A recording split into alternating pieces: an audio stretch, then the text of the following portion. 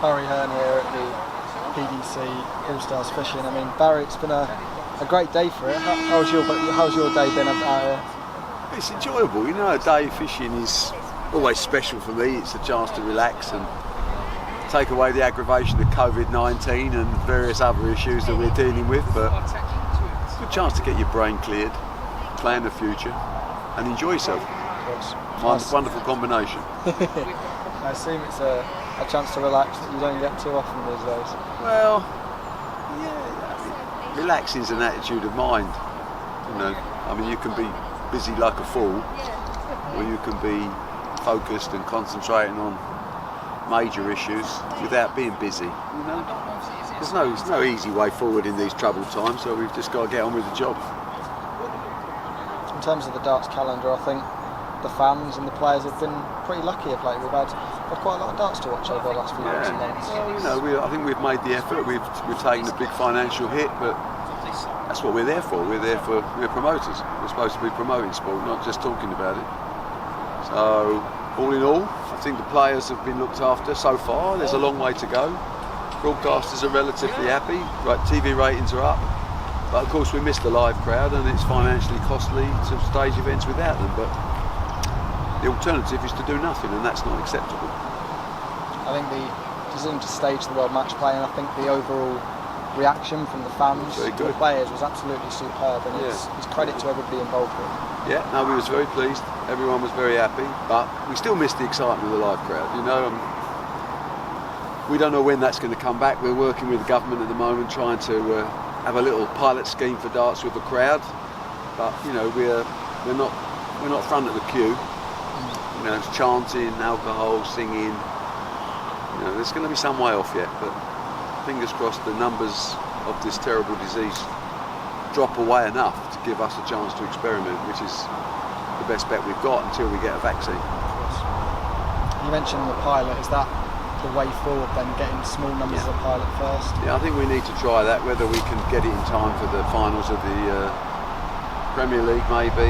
If not, looking at the Grand Prix, Grand Slam. We'll have to wait and see, but you've got to show people that you can do it safely before you move to the next stage.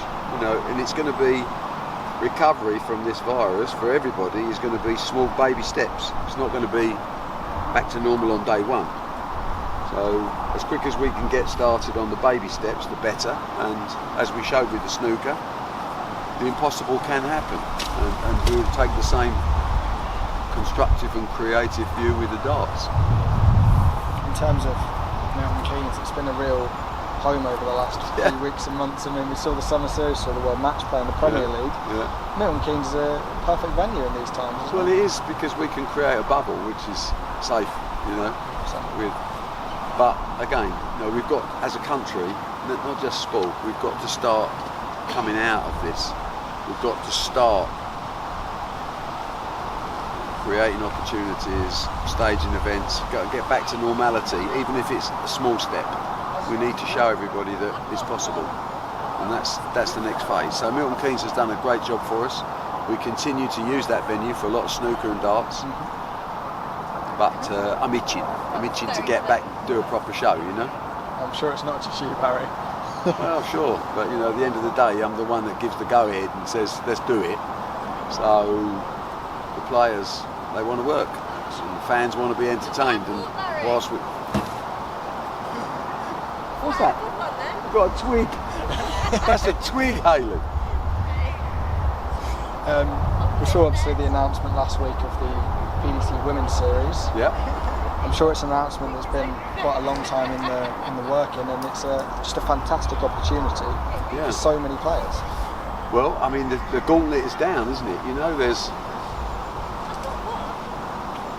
a lot of women out there with ability. Now, we've got to see that they believe enough in themselves to take advantage of these sort of situations. I hope they do. You know, obviously, Fallon has created a lot of waves for women's darts.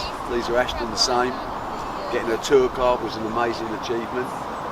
But if it's really going to be a sustainable business, we need to see volume of interest amongst women, and we need to see a level of ability that means they can compete on a level platform.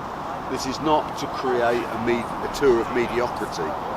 This is to create a tier of equality. So, you know, the challenge is out there. How good are you?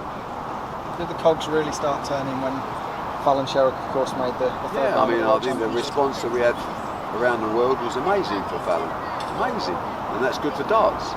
It's good for women's darts. But it can't just be Fallon. It can't just be Lisa. You need really to have at least 32 women playing at a top standard to create any type of infrastructure. Less than that, it becomes an exhibition tour, and that's not what we want to do with darts. In terms of, obviously, they're able to get more competitive action alongside the best names in the world. I think not just the top standard, but you're going to see the now players, you'd maybe call them mediocre players. Improve. Yeah, of course. that's where it comes from. Well, you can't expect them to put the work in if they don't have the opportunity, can you? Of course. So now they're beginning to get the opportunity. It's early days. Now the challenge is show us what you've got, you know. In terms of major events just around the corner, so you mentioned the World Grand Prix, Grand Slam. Yeah. The World Championships is going to be the one that's on everybody's minds. Yeah, of course. What situation are we in at the moment? What can fans expect of them? We're in no situation. We're in a situation of wait and see. We haven't gone on sale with tickets yet. We don't need to. We know we sell out whenever we do, but we don't know how big the venue's going to be, where it's going to be necessarily. There's a lot of unknowns. The next 2 or 3 weeks will probably give us more idea. At the moment, it's getting plan A, B, C, and D in row, and then just seeing where we're going. She's got a decent fish down there by the look of it. Come on, Terry! Well, I'm sorry I haven't brought you any luck, Darren. No, listen, don't worry. Thank you very much for your time. Pleasure. I appreciate it.